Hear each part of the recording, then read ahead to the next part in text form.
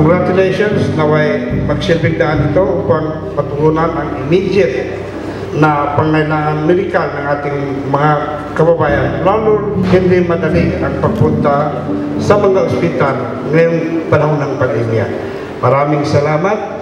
Isa ang RxBox sa mga programa ng DOST sa hangaring may sulong ang Smarter Philippines. Suportahan din ito ng ahensya sa panawagan ng DOH tungo sa kalusugang pangkalahatan.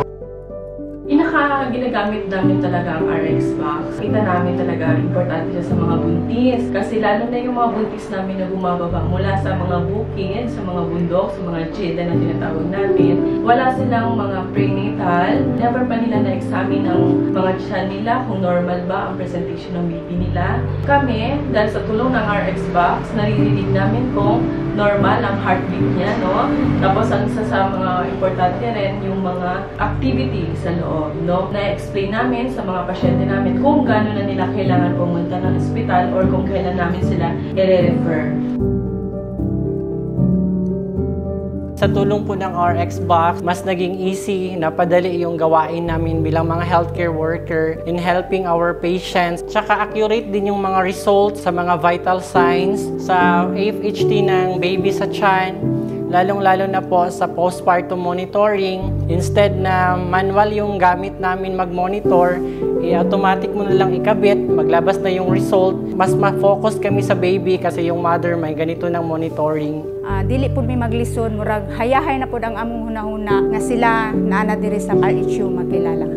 Isa po sa pinakamagandang feature ng RxBox is yung iClinexis. Hindi ka mahirapan mag-retrieve ng mga records for data gathering namin sa aming mga chart kasi nakasave lahat dito yung mga vital signs result ng aming patient.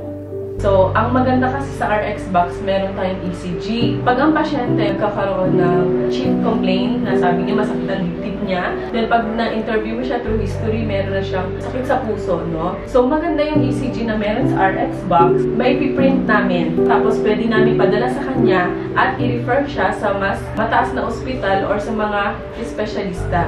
Salamat kayo sa RxBox na mo'y nakatabang sa akong suon sa iyang sakit nga naagapan dayon.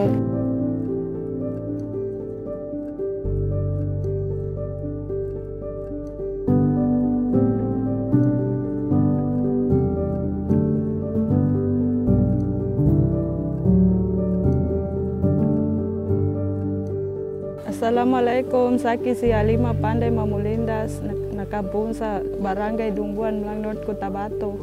Nakagapya sa laki inya ba RxBox ba niya ka monitor heartbeat tawatan, blood pressure, di pa kagilag sa kita no pa magkagingay.